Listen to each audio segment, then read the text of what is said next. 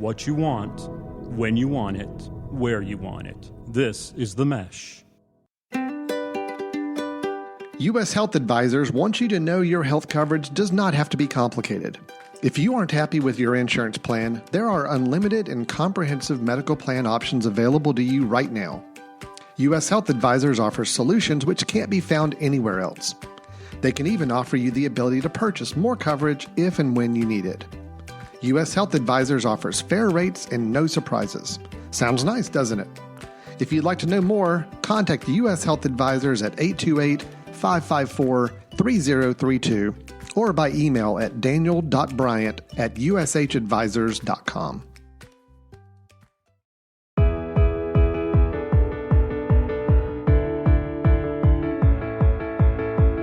Hello, everyone, and welcome to the Forecast. I'm your host, Allen Burton, Director of Instruction for the Allen Burton Golf Academy at the beautiful Lake Hickory Country Club in Hickory, North Carolina. We are on the Mesh Podcast Network with our show. Please reach out. Let us know what you think about the show and also listen to some of the other great shows that the Mesh Podcast has available. It's a great opportunity to advertise and get your business out there and very inexpensively. If you're interested in information about advertising here, send us an email at info@themesh.tv or go to themesh.tv/advertise for more information. Follow us on all the typical podcast platforms: Stitcher, Spotify, iHeartRadio, and many others. Of course, we're joined every show by one of my guests, and certainly today, one of my favorite people on the planet. I got a gentleman who is, I think, one of the brightest minds in our industry as a golf instructor. He's very well-rounded as an individual, too, and certainly one of the guys you like to sit and chat with for a long time. I'm very excited to have him with me today. Sean Kennedy, welcome to the show, man. Allen, pleasure to be on the show with you. Thanks for having me.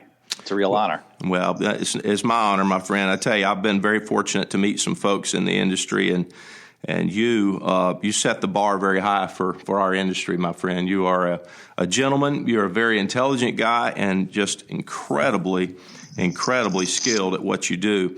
Now, you are the Director of Instruction for the Cliff Properties. You have a very large role up there with keeping the golf instruction top-notch at all of those properties. Tell us a little bit more about what you're doing up there, and let's get into a great conversation today, my friend. All right. I'm just really lucky. The Cliffs, 7 different communities kind of stretched out across the Blue Ridge Basin. We go from Lake Kiwi in the upstate of South Carolina to just outside of Asheville in Arden, North Carolina, in this beautiful little valley that overlooks the Blue Ridge Parkway. And that course is called Walnut Cove. Glassy was the original one, constructed back in 1993. It sits on top of a little mountain designed by Tom Jackson, who still lives in Greenville, South Carolina. The second one was the Valley course, and it opened in 1996. And it was designed by Ben Wright. I'll say it was kind of the antithesis of Glassy. Have you played both these courses? Are you familiar with them? I have not played any of the properties up there. I've been up there, as you know. I was invited to come, but I'm not been able to play. Never inviting you. Well, no, it's just we're both busy. We're both busy. I understand. And then on down the road, the first course at the lake was built, Kiwi Vineyards. And it just has a collection of holes that are, it's just unbelievable. You walk on it's not Pebble Beach or anything, but there's some awe-inspiring beauty along the lakefront with the mountains, the Western North Carolina mountains in the background, overlooking Lake Kiwi. It's amazing. And there's 2 other courses at the lake, Kiwi Springs and Kiwi Falls.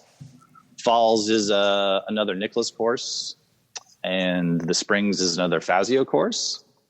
Wow. And then after that, the next one on the map, or the final one, is the Cliffs at Mountain Park.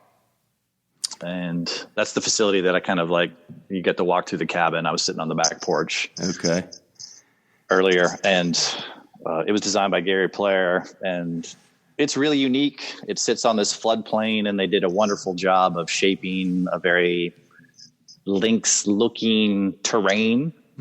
We have zoysia grass on top of that shaping that they did. So, it can play firm and fast when the conditions are appropriate.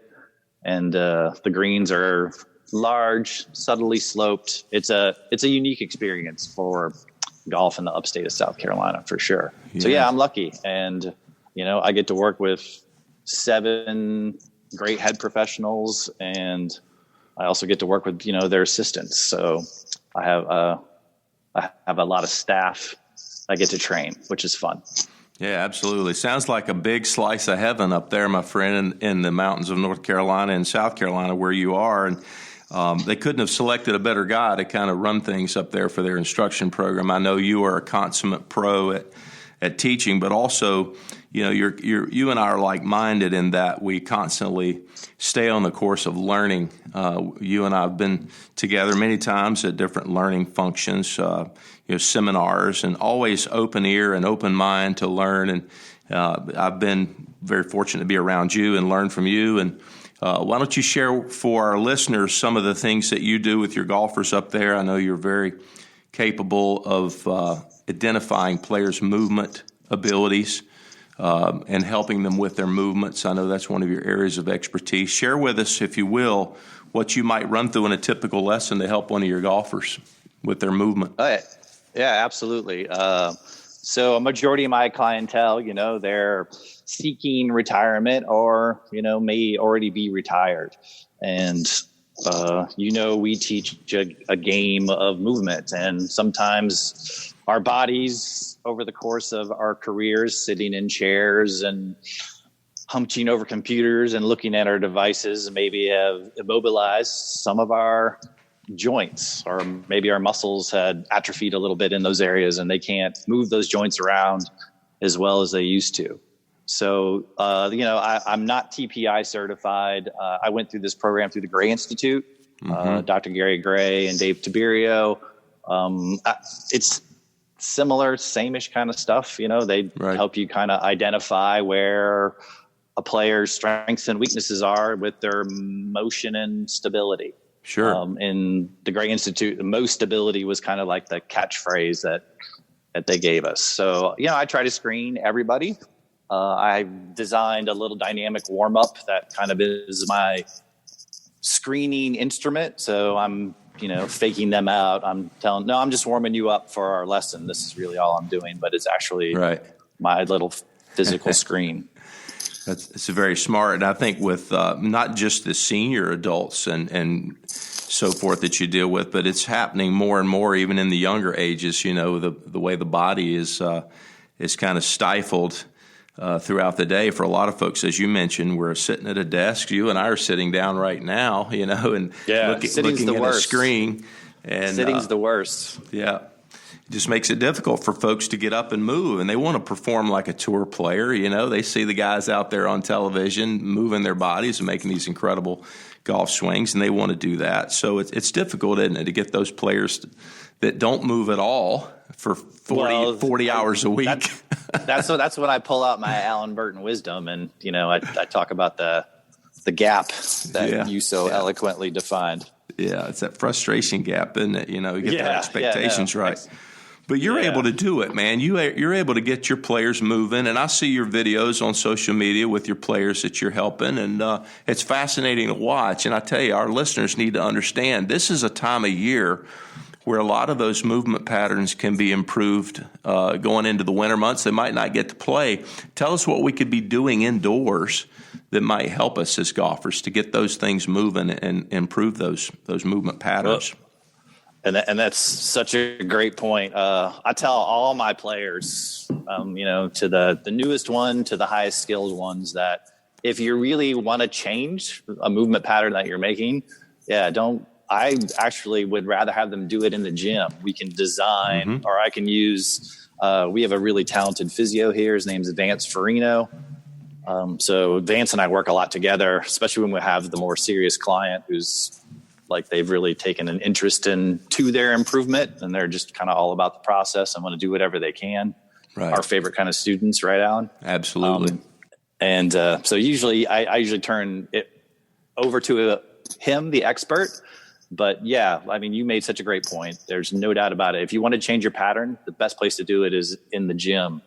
And, nobody can see me, but, there's a bunch of different lunge patterns with rotations and arm swings, type 1s and type 2s motions, just to kind of help a player sequence athletically. I don't know if that's the proper terminology, but it's wonderful to watch somebody do a little, like, say you give them a lunge pattern, maybe even they're doing it with their golf club, or maybe you have a med ball on hand or something, or maybe just kind of letting their arms swing freely.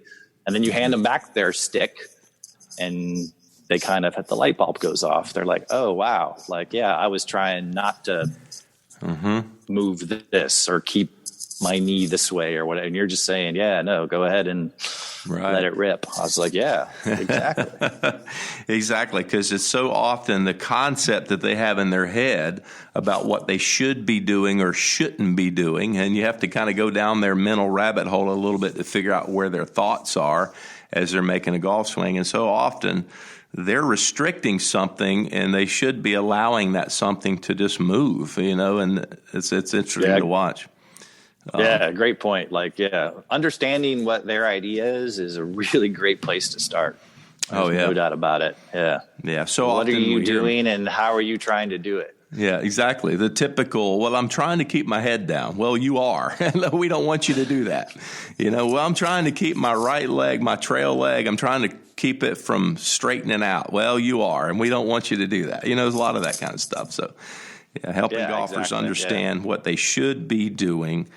And it's so often the issue. So, I mean, if you can get good concepts going, it's amazing how fast the change can happen. Obviously guys like Adam Young and whatnot have kind of defined that pretty clearly.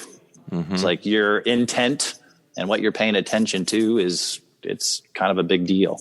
Oh, I could not agree more. I think that's where we are with players on the lesson tee. They've read so much in all the golf publications. I won't mention any by name because they're all great, and I read them all because I want to know what my players and my students are reading and digesting. What information they have. Sure. Absolutely. Yeah, I want to go down the rabbit hole they're going down just so I can say, well, this doesn't apply to you. As good as this information is, this applies to player A and your player B. It's not applicable to you.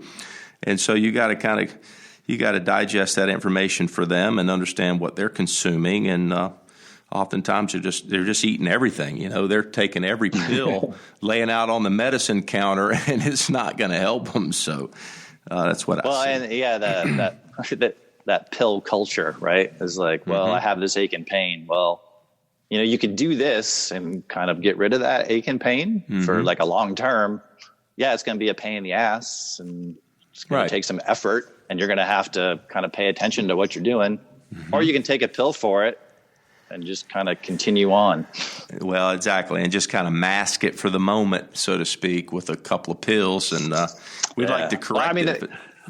Right. We're talking about golf swings, but I mean, you'd think culturally where we're kind of working towards, when I watch TV, there's a lot of commercials for drugs. Right.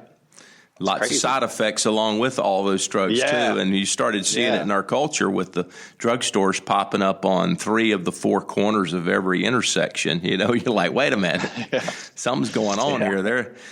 There's a lot of those there's around. And, certainly there are things where medicine can help. And I take a few pills myself, but I'm trying my best to get off of all the pills and do the right things physically to help limit that for sure, as we should with our golfers. We want to give them more than a pill. We want to give them a cure if we can.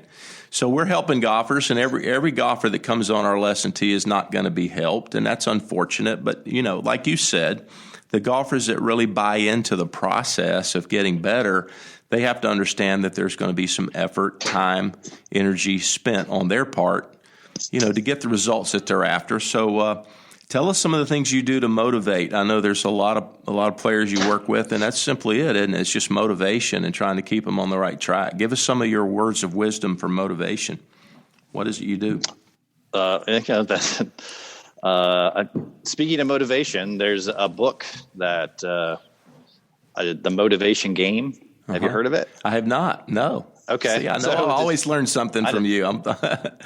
It's just funny, the synergy of the question that just kind of cracked me up a little bit. And I just kind of like started that book, but it's Dr. Mike Grevelos is the guy's name. And maybe he's a neurologist. I don't even remember actually what he's a doctor of, so I apologize. Yeah. But anyway, he's talking about like something that, and I'm just going to call it like, okay, well, at least I'm getting in the ballpark of how to kind of keep a player in the process, focused on the process and that kind of thing. And it's very important to their learning, even their motor learning, which was kind of interesting, as he was pointed out in the early stages of the book.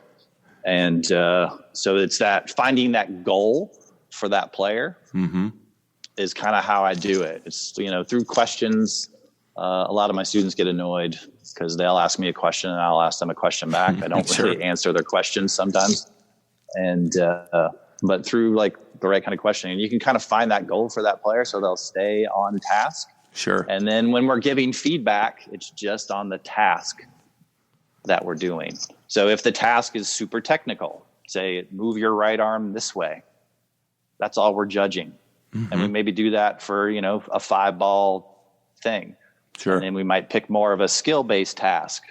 Hey, we're going to put a tee in front of your ball, and I want you to be able to sweep the tee with your club head after you strike the ball. Sure. Something like that. So maybe do that for 5 balls. And I just kind of switch up the task, treating everybody kind of like a child. Because we're going to lose interest, get frustrated. So let's move on to something different and have a different goal, but keep it aligned with the framework of improving, their strike. Something. I think that's golden. What you just shared with the coaches listening out there is that your ability to move a player around a lot throughout an instructional experience to keep them motivated and keep them aware that, hey, it's a process to improve something, and there could be an internal focus on what their body mechanics are doing, or there could be an external focus on what they're doing with the golf club to achieve the result, and you're not always using the golf ball as your master. I think that was a phrase I took from something I read a while back, and certainly where you're not just using the golf ball's flight as a way to judge whether you executed your task correctly or not. Yes. Does that make sense? Exactly. Yeah. Right. And that's kind of the way I like to organize my work. There's I think Andrew Rice said it a long time ago. There's some technique, there's some skill, and then there's just, okay, well, kind of wind everything up. Just like, hey, look, we're going to hit golf shots. It doesn't even matter the skill set of the player. Right. I use Tony Regario. He's got his Poor Man Track Man. My setup's very similar. I use a rope and a stick, and so the reference to target line's always there for the player. And we're going to start a shot to the right of the stick, start a shot to the left of the stick. Right. Yeah, it's just to get some club face awareness, sometimes that's a simple drill that you could use. I call that the Goldilocks drill. We're going to play to the right of the stick, and we're going to play to the left, and then right down the middle, as Goldilocks would say, this is just right. Whatever we're trying to do, there's always that Goldilocks relationship, too far to the right, too far to the left, or just right in the middle. So we're always trying to move players and inspire them and motivate them. And I just think it's fascinating the different ways coaches do that. And you're one of the best in the business at that, because I know it's a challenge to keep our players motivated and on task and engaged. I think that's another word I use a lot in the lesson. How engaged is the player in that process of learning and taking ownership of what we're trying to get them to do, or trying to get them to understand, or trying to get them to learn, so they can be a better golfer on the course when they're playing. And it's not always about hitting better shots on the driving range, is it? Well, it depends on, where you are with that, obviously with that particular student. But like you were saying, that engagement or the quality, right, of the mindset, if you will, it's it's just a big deal. What your actual intent is, how you're paying attention to it, and then what kind of feedback you're getting on what you were trying to do. The feedback picture, the feedback loop is something that I definitely can improve on. I started kind of using, if it is, we'll say, a technical thing. I got these short flight golf balls now, and I'll just pull them out of my bag and pop them down there on the ground for the player, and it's like, okay, we're gonna hit these balls.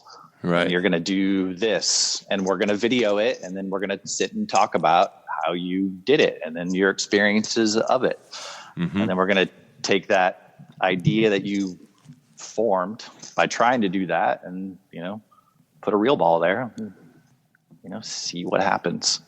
So the short flight ball helps alleviate their tendency to just focus on what the ball's doing and get them focused more on what you want them to do. Yeah. Everything's different with the ball flight. Yeah.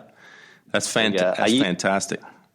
I use the word maybe fling too much sometimes in my teaching and teaching a speed, but they can really fling it and hit through something and not be anticipating, steering, manipulating, whatever word you want to give it. I mean, you teach putting, so I know you see steering and manipulating. Oh yeah, way too often. Yep, it's a pretty common thing you see with golfers. There's a lot of those, though. There's not just the steering of the direction. There's the wanting to lift the ball when they're hitting a full shot, trying to lift it in the air and hitting at the ball versus through the ball. I mean, I think that was a Percy Boomer concept back in his book. Swing through and not to the golf ball. So you're right. The human mind does a lot of that. Michael Romatowski, his Mach 3 speed training has become, we'll say, definitely one of the ways to get a player to swing faster and speed out front. Right. Is like part of their mantra. Yeah. And that's a great mantra.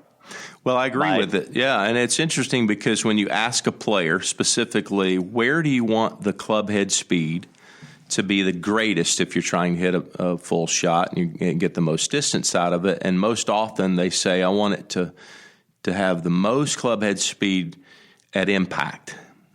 And that's an interesting thing. And you and I both know that scientifically the club is going to slow down when it collides with the golf ball. And it's not possible to have maximum acceleration at impact. I think they've even proven that even before impact. Right. There's some slowing down. Right. So they can kind of let it go out and around them, right? Isn't that what they're doing? Yeah, exactly. So it's interesting what you think is happening and then what's actually happening are very seldom the same thing. And yeah. Well, what's your feel versus real? Where do you stand in that argument there, sir? Well, I think that's an interesting one. Yeah, I think every day the human feel changes. I know my ring fits differently from day to day, so I know my hand size is definitely changing. And I just think that's part of the human anatomy. We change. Our cellular structure is replacing itself constantly, and it's impossible for me as a human being to be the same today as I was yesterday, and I'm not going to be the same tomorrow. I go to the doctor, and he weighs me. I weigh different amounts every time I go, and I'm up, I'm down. I'm fortunately a lot more down lately than I am up, so that's a good thing. But, your human body fluctuates, and so your feel as a result of that, I think, is going to change, especially since your hand size changes. And that's what we're using in golf to connect ourselves to the club. So we have to feel the club through those hands, and the appendage that we connect ourselves to the club with is very instrumental in transferring those feels. So I think you're basically, as a golfer, you're going to have to calibrate your feel on a day-to-day basis and on a shot-to-shot basis. You're always calibrating your feel and trying to get it as close to real as possible, but I think oftentimes your feel is just not going to be real.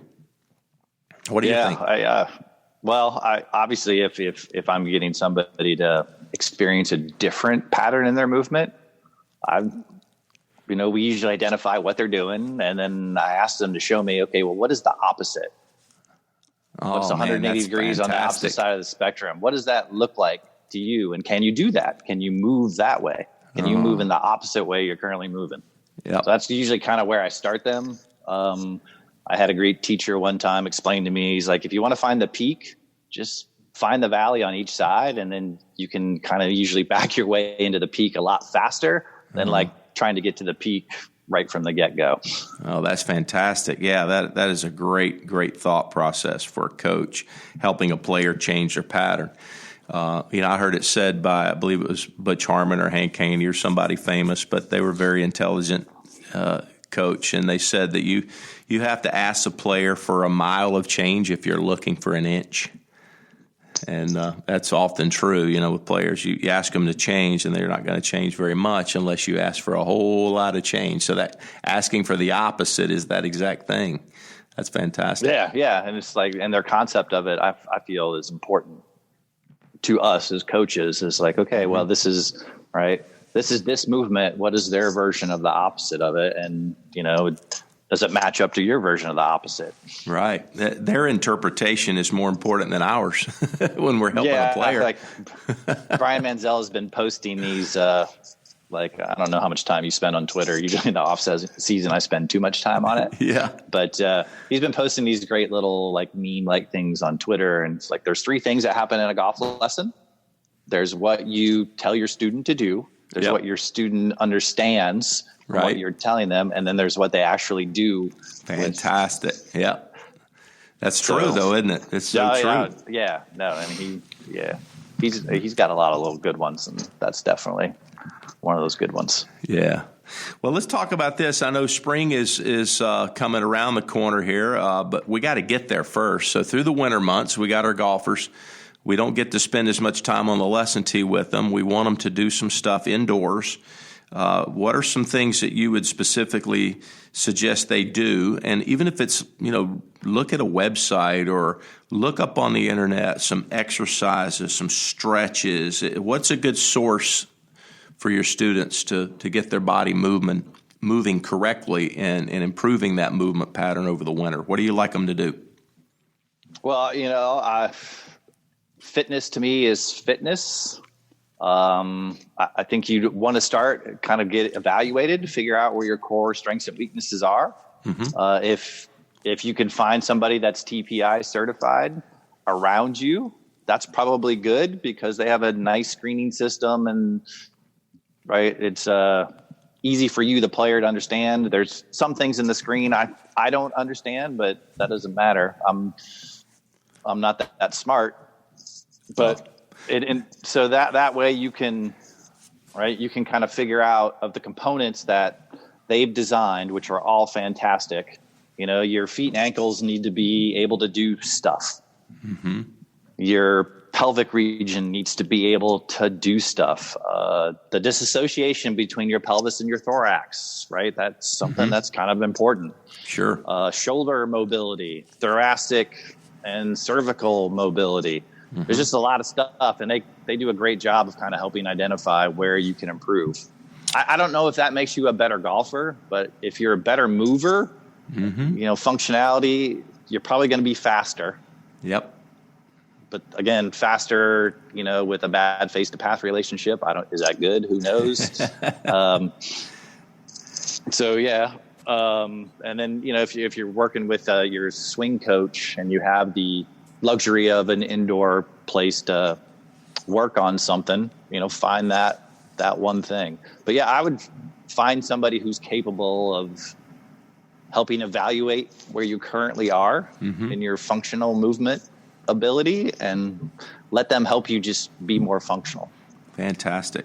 Yeah, I think that's a really good advice. As you mentioned, fitness is fitness. And if they're doing something in the fitness category, they're going to see some improvement in their physical ability. It's not going to hurt their golf. It's going to only help. And like you said, speed with an improper face-to-path relationship is not going to necessarily help them unless they like looking for golf balls. But you have to understand that body movements are going to really certainly improve things when it comes to swinging a golf club and being more consistent. As you mentioned, having speed, being stable, and playing without injury is a big deal. Yeah, that's a big injury deal. avoidance is probably that's the biggest thing that I'm with my clientele here. Yeah, that I'm working on. Tommy Tolles, he told me, he's like, yeah, kind of when I started working with Vance, the travel and stuff, like I'm not as fatigued and, worn out. There you go. I mean, like you said, he's like, I don't know if I play better golf because of it, but this being healthier, being more mobile, stronger, more stable is just, helped him with the travel stress and everything. Well, I think our seniors that are out there playing, they probably, for the most part, when they get to hole 13 or 14, they're fatigued. They don't realize it, but they're fatigued, and they're probably dehydrated, and they're probably not nourishing themselves properly throughout the round. And so much of these things are not related to their golf swing. It's just their physical ability and their mental ability to stay focused and execute through a round of golf. So these are big things, and they're, your swing is okay. It could improve, but are you drinking enough water? Are you snacking on the right things? How did you sleep the night before? Sure. Right? Yeah, checking a few of the boxes that they've never considered that are having an impact on their performance when they go play an 18-hole round of golf. Those are somewhat controllable. Those are fantastic points. Yeah. For sure. And that kind of, circles back to what we were talking about for the motivation bit.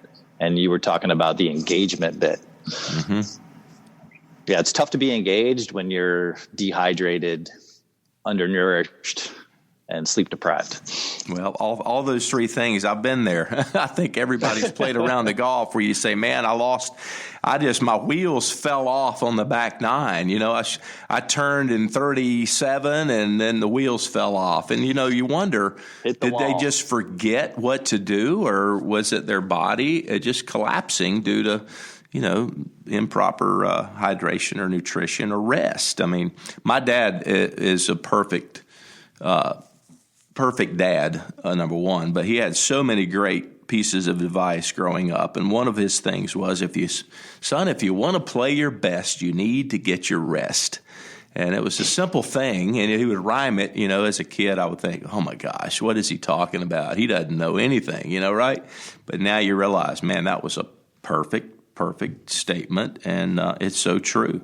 You got to get some rest to play well, stay focused, and stay engaged. Yeah, that's so important. The sleep thing. Well, something I was never very good at. No, I think all of us, didn't really appreciate the value of, good solid 8 to 10 hours of sleep. I know I do these days. I really enjoy sleep. I don't get enough of it, but I get my share. So it definitely helps me in my day. Another thing that you and I have in common is our love of music, and I didn't think this conversation would get away with not at least expressing some of that and talking a little bit about music and our love of guitars. Golf guitars. Yep, golf guitars. And when I was much younger and wasn't married, I used to say it was the 3 G's that kept me motivated: golf, guitars, and girls. And, so always had that going. But I've kind of weeded it down to just the 2 G's now: golf and guitar. So, you and I both have a love of music. Tell us a little bit about your music background. I know you played in bands and wrote music and traveled and did some of that in your early years, and I know you still play some. Tell us a little bit about what's been your musical past. Well, and so we're so similar in age. In the 80s, there were some cultural choices for young people to make. You had hair metal, glam rock. Yeah. You had kind of like the new wave synthesizer music coming out, Flock of Seagulls, Howard Jones, Duran. Yeah, that kind of thing going on. Yeah. And then this 2 other cultural phenomena were starting to happen. Hip hop was starting to burgeon, and the hardcore punk rock scene in suburbia, at least in my life, was like exploding. Right. Like there were bands forming all over the place, and punk rock was very attractive because musically you really didn't have to be very good.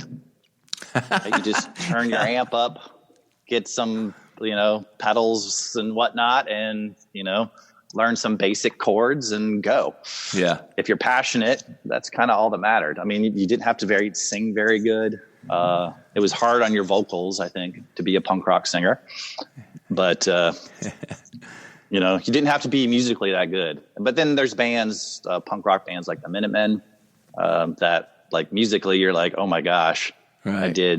I did rock and roll an injustice by thinking that I was a rock and roller kind of a thing. Yeah.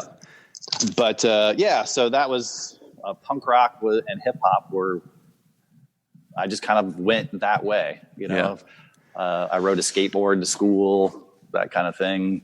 Or, when I learned to drive, I always had in my trunk my golf clubs and my skateboard. Those were just two things that were always around. And that part of the 80s culture, being a suburban white kid, and not being like really good at football or what other sports attracted girls, the 3 Gs. Right. But playing in a band was something that had kind of like a kitsch. You're like, oh yeah, Sure. that guy, he plays in that band. I went to college on a golf scholarship in Charleston, the College of Charleston, go Cougars. Yay. And met some friends in some classes that, like-minded kind of, we'll say musically, maybe not as like-minded, but kind of sitting together, playing records and CDs, which nobody does anymore. But yeah, we would actually, kind of sit, hang out, drink tequila and listen to, each other's albums and CDs. And like, oh yeah, this is cool. And we just started playing together. Yeah. And we didn't have a drummer. So we had this guy, his name's Smith Riley. He's a dentist now in Somerville, South Carolina. He ran keyboards and was like a computer whiz. So in those days it was MIDI. Right. And he basically got like an 808 drum machine and hooked it up to his computer, and he ran all of our drum tracks. So we were, that was our band. I played bass and guitar, and we had another guitarist, Gordon Luke, who's a veterinarian. He's a vet in, I think he's in Charleston. I think he's maybe in Mount Pleasant, South Carolina. Yeah. So we're all back in South Carolina. Maybe we should all get back together. Yeah, absolutely. That's what we're pulling for. It's a reunion. You get you guys back together for a show. That would be fantastic, man. I think it's interesting that you talk about these things, and it kind of mirrors so many of my own experiences as a young musician. And you're right. It was such a draw at that time. You're young. You're looking to impress your friends and the members of the opposite gender in whatever way possible and get their attention. And music was a way to achieve that pretty easily for me. And I know for you, you mentioned how that was also a similar thought process. And it's so organically how things like that come together. You find like-minded people, and next thing you know, you're making music together, and it's really fascinating. And you just kind of stumbled into it, right? So, obviously one guy's a dentist and one guy's a vet, so we were all science nerds, and that's, we met, I think we met in a chemistry class, like organic chemistry or something like that. Maybe it was biochem, but anyway, like that's where we met and, started hanging out and talking about music and things like that. And then, the next thing you know, Smith's father had this farm in Holly Hill, South Carolina, which is, 40 miles north of Charleston. Okay. And we went to his farm, got our rigs out and hooked it all up. And like, he started messing with all the pedals, and like, he actually like built and like reconfigured pedal. I mean, that's how smart this guy was electronically. Yeah. You know what I mean? Uh-huh. He'd like, oh yeah, well, we're going to put this wire here and do this and make it sound like that. Wow. So circuitry genius kind of a thing.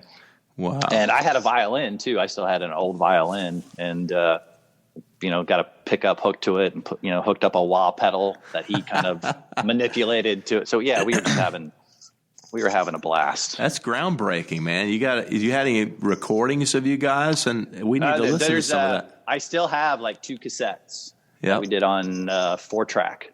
Okay. Yeah. We need to get some of that music out there for our listeners to hear. Maybe there's a way to get it out there. And yeah, I mean, it's like dirty, noisy. Sure. Authentic. but it's rhythmic. Yeah. Yeah. I will say authentic and I'm sure very, very interesting. So I would love to hear some of that, man. That's something we got to dig down and pull out.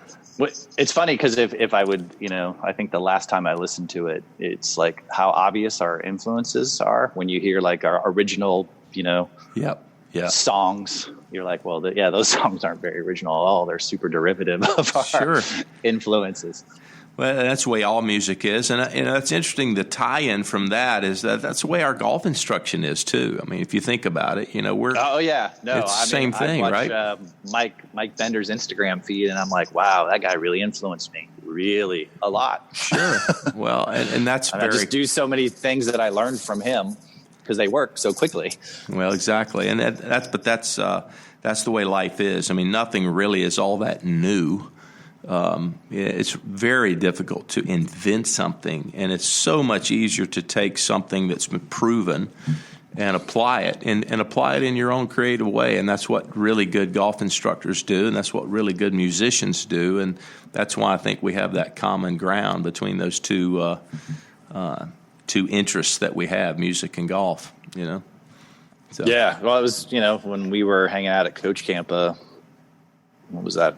Couple years ago, and you had one of your axes with you. That was awesome.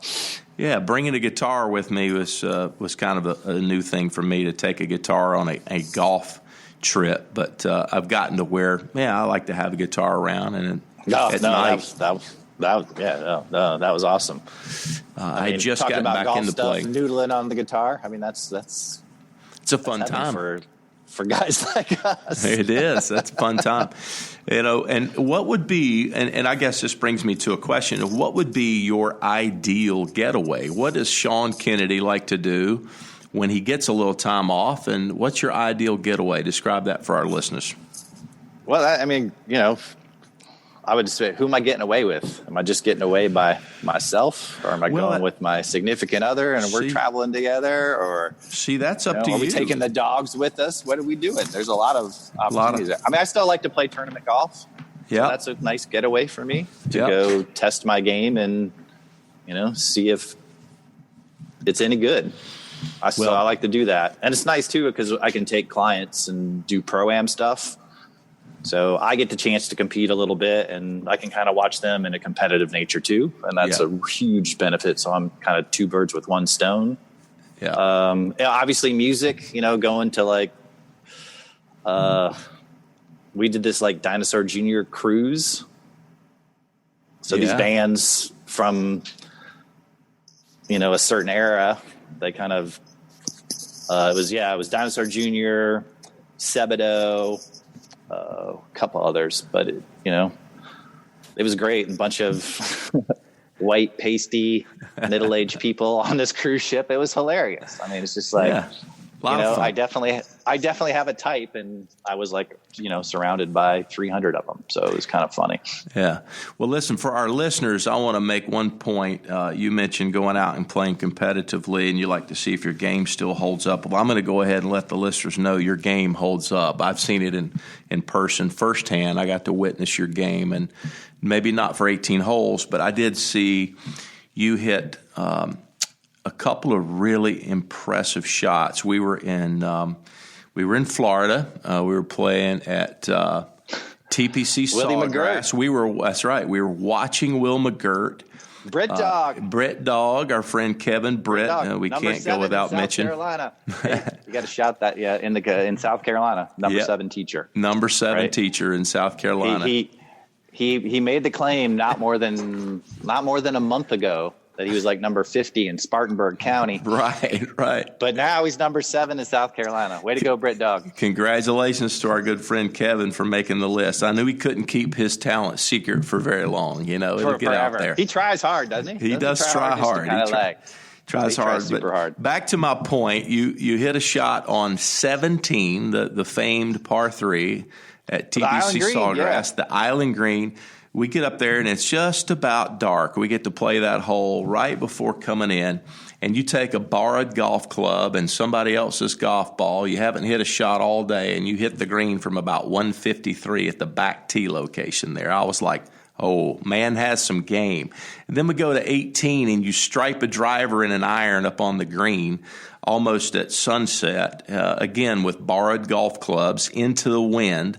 I was like, the man has game. So listen, there's no question about it, Mr. Humble. You have game. So, well, I'm going to find out next week. I get to go to the glorious Stream Song Resort with 4 of my clients for a nice little Pro-Am event put on by Pro-Am Events. Well, there you go. So there's your perfect getaway. You get to go play some golf with your clients and test your game. Yeah. I mean, again, that's fun for me, but my wife, she doesn't like to go on those kind of trips, and I don't blame her. So yeah, we find things that we like to do together. That's good. And so those are other perfect getaways, and that's like no golf. Right. She's not a golfer. I mean, she could be, she can move the ball forward pretty easily. She's definitely a perfectionist, and I don't think being a perfectionist in golf is a great long-term marriage. Yeah, it's tough on a perfectionist. Yeah, but she does some amazing work. I think you guys are a very pro animal. Don't you do a lot of cat and dog work? Big into animal rescue, and she's just big on education for a lot of stuff. So like we can get a little preachy at times, especially like if we like her new thing is kind of the health and beauty industry in the United States is interesting. Mm-hmm. Like say you're looking at lotion and it has the word fragrance on it. Right. Well, under that word, right, it's mysterious. So it's like a trade secret. So they don't really have to list the ingredients. Right. So there could be like a lot of maybe chemical compounds and molecules that aren't necessarily the best for you to be rubbing on your skin. Sure.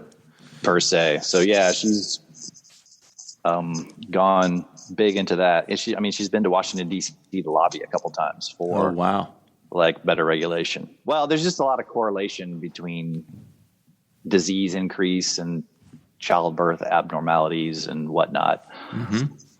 Correlative evidence. I'm not saying there's any proof, but yeah. So yeah, it's she has her passion, and I'm on board with it. Those are great causes. Well, and I'm outside. We're outside all the time, so we're bathing in sunscreen, aren't we? Sure. Yeah, and it's always a question of what to put on us, and I certainly think mineral sometimes based. That's all. I'm just going to say, if you get sunscreen, just make sure it's mineral based. Mineral based sunscreen. That's a great place to start. I use this product. It's Beauty Counter is the sunscreen that I use. Okay. Mineral based, fantastic. But there's more than one company that makes a good mineral based sunscreen, and you can get it. It's called the Healthy Living app. So listeners, you can get it, download it. It's for free. And basically, if you scan the barcode of a product, it'll help you identify stuff that's in there that maybe you don't want. Wow, that's fantastic. So it's called the Healthy Living app, and listeners need to get that. That is a great piece of information. It's a nice thing to be armed with. Yeah, fantastic. Well, listeners, I am so excited to have had this opportunity this morning to spend with my good friend Sean Kennedy. And on that note, I think, Sean, we're going to have you back, man, because we could talk for hours about things, and we're going to definitely do that very soon. I know wintertime is upon us. I'm going to recommend that you get in touch with Sean Kennedy, listeners, and find out more about this incredibly talented, gifted, humble coach, and see if there's ways to get up a conversation going with him. I know you're on the social media a lot, so reach out to him. Sean, tell us about all your social media contacts so the listeners can find you. So I'm, old, so Twitter's still my favorite social media platform. Trying to be eloquent and entertaining in 140 characters is a fun challenge. Sure. Shawnee Pure PGA. SHAWNEE PURE PGA. And then on Instagram, where I don't post very much, it's Shawnee Pure. Fantastic. Well, there you have it, folks. My man Sean Kennedy coming to us live this morning. I really thank you for your time, my friend. I look forward to the next time you and I get to spend a little quality time together. And yeah, AB, it's always fun to talk to you. More fun to be hanging out with you in person, and driving up and down Interstate 95. And are you doing that again in January? Well, I haven't made my mind up yet for sure. Right. I know I usually do. This may be one of the first years in a long time that I don't go to the show. It's just a lot going on, and going to see if I can maybe save $1 and stay here and coach some golfers. But we'll see. You never know at the last minute. Brother. I hope to see you soon, my friend, and we'll share some more time and some more information for our listeners. Thanks so much for having me on. I look forward to, so read that book, right? Yep. The Motivation Game, and then we'll next time we chat, we'll talk about it. Sounds good, buddy. Look forward to it. If I don't see you before, have a merry holiday and a happy Christmas, and we'll see you soon, my friend. All right. Cheers, AB. Thanks. All right, cheers. Bye-bye. That's our friend Sean Kennedy. Listeners, I know everybody needs to get in touch with him and learn more about how to move your body better and how to play the game of golf better and just enjoy life. He is a fascinating dude and worth spending time with. That's our show for today. Again, I'm your host, Allen Burton from The Forecast. Thanks again, listeners. Find us on the Mesh Podcast Network. And until next time, keep your ball in the fairway and make lots of birdies. We'll talk soon. Bye-bye.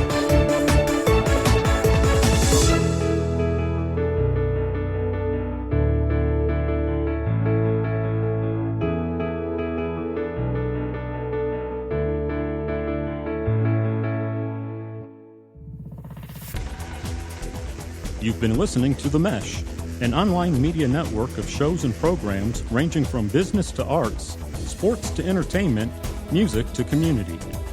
All programs are available on the website as well as through iTunes and YouTube. Check us out online at themesh.tv. Discover other network shows and give us feedback on what you just heard.